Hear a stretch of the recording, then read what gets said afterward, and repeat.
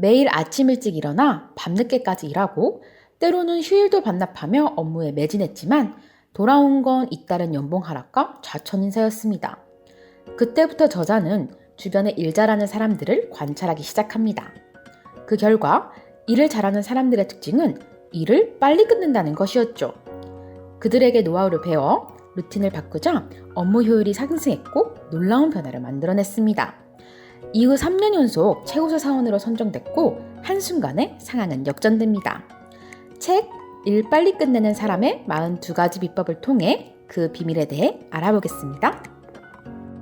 첫째, 일을 빨리 끝내는 사람은 피곤해지기 전에 쉬고 일을 늦게 끝내는 사람은 피곤해져야 쉰다. 일에 집중하다 보면 중간에 멈추는 게 아깝다고 생각해 쉬지 않고 지속하는 경우가 많습니다. 속도도 쭉쭉 나가 딱히 쉬고 싶은 마음도 잘 안 들죠. 그러다 어느 순간이 되면 한계가 와서 쉴 수밖에 없는데 이런 식으로 쉬면 뇌가 피폐해져서 이후 업무 페이스가 크게 떨어집니다. 쉬어도 쉰 게 아닌 것 같고 좀처럼 피로가 회복되지도 않습니다. 결과적으로 하루 생산성이 평소보다 더 낮아지는 웃지 못할 상황이 발생하죠. 그래서 일 처리가 빠른 사람은 포모도로 테크닉을 활용해 의식적으로 쉬려고 노력합니다. 포모도로 테크닉이란 이탈리아 출신 컨설턴트가 생각해낸 시간 관리 기술로 유명 IT 기업 CEO나 경영진이 활용하는 방법이죠. 예를 들어 25분 동안 일에 집중하면 5분간 쉬어줍니다. 그 후 다시 25분 동안 일하고 5분간 휴식하는데 일을 계속 반복합니다. 핵심은 피곤해지면 쉬는 게 아니라 피곤해지기 전에 쉰다는 것입니다. 타이머를 맞춰놓고 일에 집중한 후 쉬는 시간이 되면 의자에서 일어나 잠시 걷거나 책상을 정리하거나 음악을 듣거나 하는 것이죠. 단, 스마트폰을 보며 쉬는 것은 피해야 합니다. 스마트폰 화면을 보면 교감신경이 우세해져 오히려 피로감이 더 커지기 때문이죠. 타이머가 울렸을 때 일을 일단락하기 애매한 상태라면 오히려 쉬는 게 더 비효율적이지 않을까? 라고 생각하는 사람이 있을 텐데요.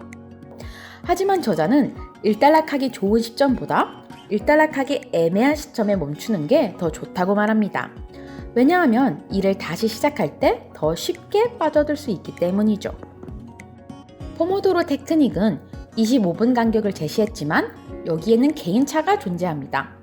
피곤해지기 전에 의식적으로 쉬는 게 핵심이기 때문에 30분이든 40분이든 자기가 집중할 수 있는 업무 리듬에 맞춰 시간을 나누면 됩니다. 둘째, 일을 빨리 끝내는 사람은 호텔 커피 사고를 하고 일을 늦게 끝내는 사람은 이디야 커피 사고를 한다. 이디야는 지하철 근처나 중심가에 많아 커피를 사기가 매우 편리합니다. 적정선의 가격도 매력적인 요소죠. 하지만 매번 이디야 커피만 고집하는 사람은 주의할 필요가 있습니다. 항상 같은 환경과 행동은 시야를 좁게 만들기 때문이죠. 반면 일 처리가 빠른 사람은 일상생활에서 변화를 주려고 노력합니다. 그래서 이디야 커피만 고집하지 않고 때로는 고급 호텔에 있는 카페도 갑니다. 물론 커피값은 몇 배나 더 비싸죠. 그러나 고급스러운 찻잔, 편한 소파, 기분 전환이 되는 분위기 등 얻을 수 있는 것도 많습니다. 고급 호텔에서 매일 비싼 스테이크나 와인을 즐기라는 게 아니라 가끔 시간을 내서 고급스럽고 세련된 곳에서 커피나 홍차 한 잔을 즐기는 것이죠. 때로는 시간이나 공간을 돈으로 사는 경험이 필요하다는 게 핵심입니다. 소유보다는 경험을 중시하는 최근 트렌드도 이를 뒷받침합니다. 늘 먹는 것을 먹고, 늘 입는 것을 입고, 늘 만나는 사람을 만나는 것은 우리에게 편안함을 줍니다. 이런 컴포트 존은 불필요한 수고와 예측 불가능한 스트레스를 줄여주는 효과가 있죠. 그러나 사람은 익숙한 환경, 즉 컴포트 존에서는 변화를 만들기도 성장을 하기도 힘듭니다. 해결책은 간단합니다. 우리는 의식적으로 컴포트 존을 빠져나와야 합니다. 패턴화된 일상에서 벗어나 새로운 환경을 자주 접하면 아이디어도 잘 떠오르고 자연스레 시야도 넓힐 수 있습니다. 이는 곧 업무 시간 단축으로 이어지죠. 조금 번거롭고 돈이 들더라도 한 달에 한 번 시간과 공간에 돈을 써보는 건 어떨까요? 셋째, 일을 빨리 끝내는 사람은 들쑥날쑥함을 고려하고 일을 늦게 끝내는 사람은 들쑥날쑥함을 없애려고 한다. 누구나 능률이 오르는 시간대가 있고 컨디션이 들쑥날쑥한 시간대가 있습니다.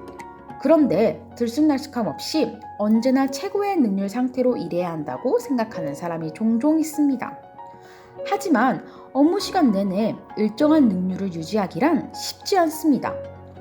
컨디션이 들쑥날쑥할 때는 스스로를 채찍질해가며 힘내보려고 해도 능률이 떨어지며 무리해서 해낸다고 해도 결과가 썩 마음에 들지 않죠. 이처럼 들쑥날쑥함을 없애기 위해 계속해서 최고의 상태를 유지하려고 무리하면 부담감 때문에 오히려 금세 지치고 말죠. 그러나 일을 빨리 끝내는 사람은 자신의 들쑥날쑥함에 대해 잘 압니다. 그래서 무리해서 들쑥날쑥함을 없애려고 하지 않습니다. 오히려 들쑥날쑥함과 같이 잘 지내려고 노력하죠. 예를 들어 집중력이 필요한 업무나 기획안 작성 등의 머리를 쓰는 창조적인 업무는 일이 잘 되는 시간대에 몰아서 합니다. 그리고 짧은 시간에 끝낼 수 있는 일, 단순 업무 등 집중력이 떨어져도 문제없이 할 수 있는 일을 컨디션이 들쑥날쑥한 시간대에 처리하죠.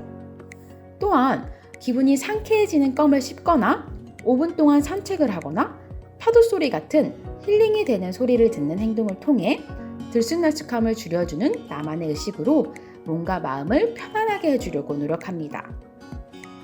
우리는 기계가 아니라서 들쑥날쑥함을 완전히 없앨 수 없습니다. 즉, 자신의 리듬과 컨디션을 파악하고 거기에 맞춰 일을 진행하는 게 지혜로운 해결책입니다.